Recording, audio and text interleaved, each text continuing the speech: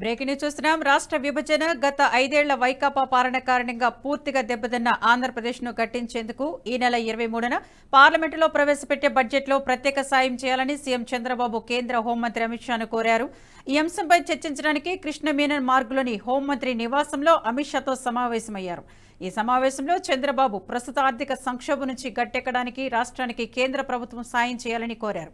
విభజన చట్టంలో పేర్కొన్న అంశాలను వేగంగా పరిష్కరించడంతో పాటు అమరావతి, పోలవరం ప్రాజెక్టుల నిర్మాణానికి కేంద్రం ప్రత్యేక శ్రద్ధ చూపి నిధులు కేటాయించాలని విజ్ఞప్తి చేశారు.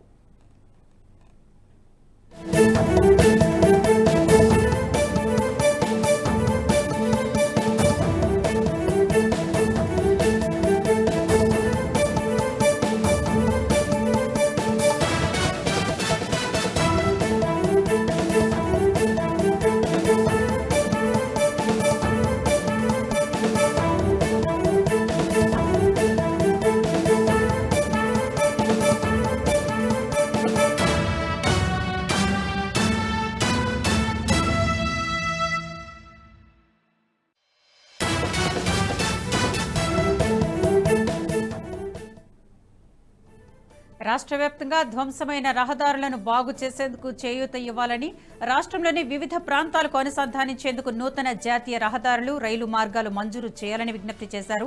విశాఖ రైల్వే జోన్ ఏర్పాటు వెంటనే పూర్తి చేయాలని, పారిశ్రామిక కారిడార్లు వేగవంతంగా ఏర్పాటు చేయడానికి కేంద్ర ప్రభుత్వం చొరవ తీసుకోవాలని కోరారు సీఎం చంద్రబాబు.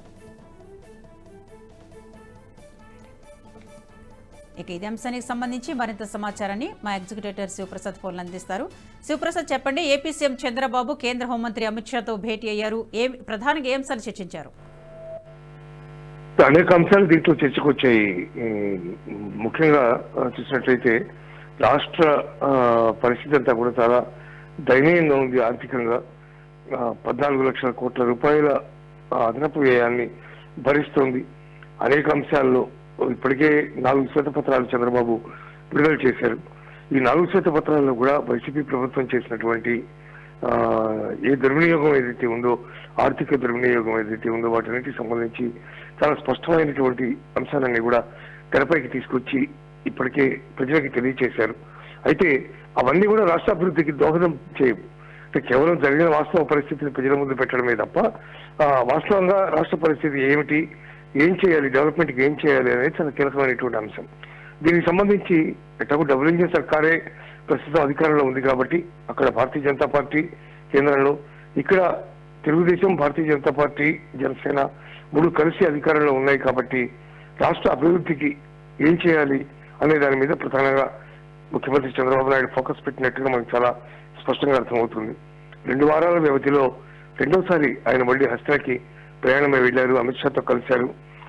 పోలవరం ప్రాజెక్టు, అలాగే అమరావతి, అలాగే రాష్ట్ర ఆర్థిక పరిస్థితులు, రోడ్లు, తదితర అంశాలు, అనేక రకాలైనటువంటి అంశాలన్నీ కూడా అమిత్ షాతో చర్చించారు. ఆయన వీలైనంత వరకు రాష్ట్రాన్ని ఈ ఆపద పరిస్థితి నుంచి గట్టెక్కించడానికి, అభివృద్ధి పథంలో ముందుకు తీసుకువెళ్ళడానికి సహకరించవలసిందిగా ఆయన అమిత్ షాకి విజ్ఞప్తి చేశారు.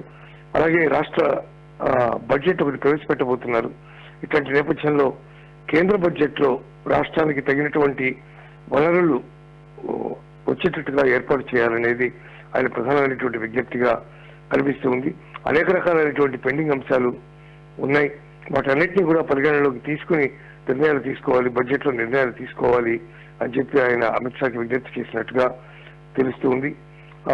అందువల్ల వాటన్నిటి మీద ప్రధానమైనటువంటి కాన్సన్ట్రేషన్ కనబడుతూ ఉంది. ఇవాళ కూడా ఆయన చాలా మంది ఈ కేంద్ర మంత్రులతో కలవబోతున్నారు. వాళ్ళందరికీ కూడా అనేక రకాలైనటువంటి విజ్ఞప్తులు చేయబోతున్నారు.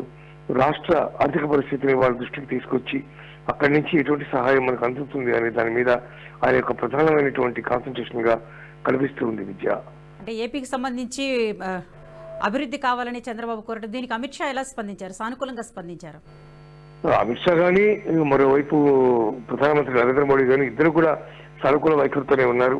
రాష్ట్రాన్ని అభివృద్ధి చేస్తామని చెప్పి ఎలక్షన్స్ ముందు కూడా అటు మోడీ, ఇటు అమిత్ షా ఇద్దరు కూడా చాలా స్పష్టంగా ప్రకటించినటువంటి నేపథ్యంలో రాష్ట్ర అభివృద్ధికి వాళ్ళు కట్టుబడి ఉన్నారు. ఆ మేరకి చంద్రబాబు చేస్తున్నటువంటి విజ్ఞప్తుల్ని వాళ్ళందరూ కూడా సానుకూలంగా పరిశీలిస్తున్నారు, సానుకూలంగా స్పందిస్తున్నారు. ఆంధ్రప్రదేశ్ అభివృద్ధికి ప్రత్యేకమైనటువంటి ఫండ్ కూడా రిలీజ్ చేసేటటువంటి అవకాశం ఉంది. అందువల్ల వీటన్నిటిని దృష్టిలో పెట్టుకుని అటు కేంద్ర ప్రభుత్వం రాష్ట్ర ప్రభుత్వం రెండు కూడా సమష్టిగా ఆంధ్రప్రదేశ్ అభివృద్ధికి ప్రయత్నం చేస్తున్నట్టుగా స్పష్టంగా మనకు తెలుస్తుంది. విద్య అంటే రీసెంట్ గా మొన్న ఏపీ సీఎం కానివ్వండి, తెలంగాణ సీఎం విభజన సంబంధించి మా పరిష్కారం చేస్తున్నారు, అవి ఎంతవరకు వచ్చాయి? వాటి మీద కూడా చర్చలు జరుగుతున్నాయి. ఈ విభజన అంశాలకు సంబంధించి కూడా అమిత్ షాతో మాట్లాడారు. వాటికి సంబంధించి రెండు రాష్ట్రాలకు సంబంధించినటువంటి కీలకమైన అధికారులందరితో మరోసారి భేటీ నిర్వహించడానికి ఇప్పటికే నిర్ణయం జరిగింది. ఆ మేరకు ఆ సమావేశం కూడా అతి త్వరలోనే ఏర్పాటయ్యే పరిస్థితి కనిపిస్తోంది. ఆ సమావేశం కూడా ఏర్పడిన తర్వాత కేంద్రం నుంచి రెండు రాష్ట్రాలకు సంబంధించినటువంటి విభజన సమస్యల పరిష్కారానికి ఎటువంటి కృషి చేయాలి ఏమిటి అనే దాని మీద కూడా మాట్లాడారు. స్పష్టమైనటువంటి అవగాహన ఇద్దరికి కూడా అటు కేంద్రానికి రాష్ట్రానికి కూడా ఉన్నట్టుగా స్పష్టంగా తెలుస్తుంది. అందువల్ల చంద్రబాబుని ముందుకు వెళ్లి మరింత ముందుకు వెళ్లి మిగిలినటువంటి సమావేశాలతో విభజన విషయం అంతా కూడా పూర్తి చేయాలని అమిత్ షా సూచించినట్టుగా సమాచారం తెలుస్తుంది. Vidya, thank you for the update Sivaprasad.